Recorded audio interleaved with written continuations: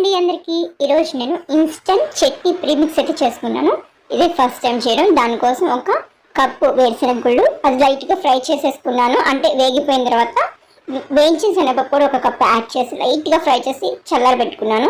ఇప్పుడు అదే ప్యాన్లో ఒక 50 గ్రాములు ఎండు కొబ్బరి అయితే తీసి ఫ్రై చేసి పెట్టుకున్నాను. తర్వాత పచ్చిమిరపకాయలు ఎంత క్వాంటిటీ కావాలో అంత క్వాంటిటీ తీసుకొని డ్రై రోస్ట్ తీసుకొని దాంట్లోనే కొద్దిగా చింతపండు కూడా యాడ్ చేసేసి డ్రై రోస్ట్ చేసి పక్కన పెట్టుకున్నాను. తర్వాత ఎండు కొబ్బరిని మిక్సీ చేసేసి ఒక ప్యాన్లో వేసేసి తర్వాత వేయించిన శనగపప్పు వేరుశనగ గుళ్ళు కొద్దిగా ఉప్పు కూడా యాడ్ చేసి ఫ్రై చేసి గ్రైండ్ చేసి పొడి చేసేసి పెట్టుకోవాలి. ఇప్పుడు డ్రై రోస్ట్ చేసుకున్న పచ్చిమిరపకాయలు కూడా దాంట్లో కొద్దిగా పొడి వేసుకొని గ్రైండ్ చేసుకొని చల్లారిపోయిన తర్వాత పొడి మొత్తం ఒక సీసాలో పెట్టుకొని నేను ఫ్రిడ్జ్లో స్టోర్ చేసుకున్నాను. దాన్ని చట్నీగా చేసుకున్నాను అనమాట. దీన్ని ఈ విధంగా పొడి వేసేసుకొని నీళ్ళు కలిపేసుకుని ఒక 10 నిమిషాలకి చిక్కగా అయిపోతుంది. తాలింపు వేసుకొని రెడీ చేసి సర్వ్ చేసుకుంటే